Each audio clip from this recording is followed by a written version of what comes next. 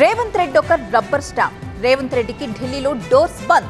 రేవంత్, కాంగ్రెస్, బీజేపీల ఉమ్మడి సీఎం. ఇలా తెలంగాణ సీఎంపై విమర్శలు గుప్పిస్తున్నారు విపక్ష నేతలంతా.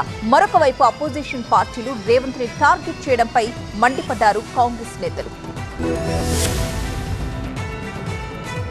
గత వారం రోజులుగా ముఖ్యమంత్రి రేవంత్ రెడ్డిని టార్గెట్ చేశాయి బీఆర్ఎస్, బీజేపీ పార్టీలు. సీఎం రేవంత్ పై మాజీ మంత్రి హరీష్ రావు విమర్శలు గుప్పించారు. తెలంగాణ గల్లీలోనే కాదు, ఢిల్లీలో కూడా రేవంత్ పనైపోయిందన్నారు. కానీ ఢిల్లీ దాకా పోయినాక అర్థమైంది ఏంటి?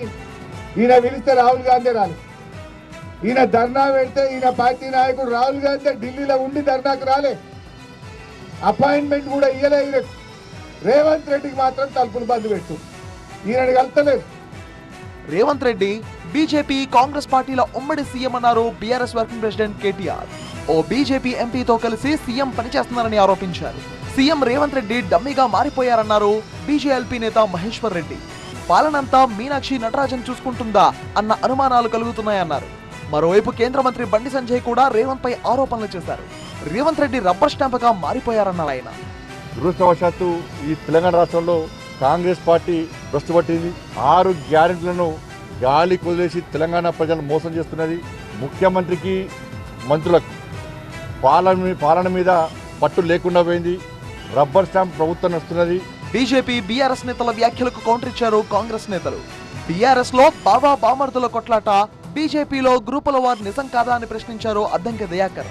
రేవంత్ ను విమర్శించే ముందు మీ పార్టీల్లో ఏం జరుగుతుందో చూసుకోండి అన్నారు ఆయన.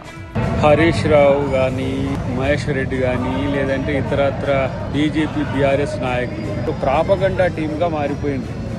బీఆర్ఎస్ బిల్లారంగాలు, బీజేపీ బిల్లారంగాలు. మీతో వచ్చేది సచ్చేది ఏమీ లేదు, ప్రజలకు ఏమీ లేదని తెలిసిపోయింది. ఏ పనైనా సరే ఓన్లీ అబద్ధాలు ఆడుతూ బతకాలని ఆలోచించే మీలాంటి బతుకులు ఎవరు పట్టించుకోరు.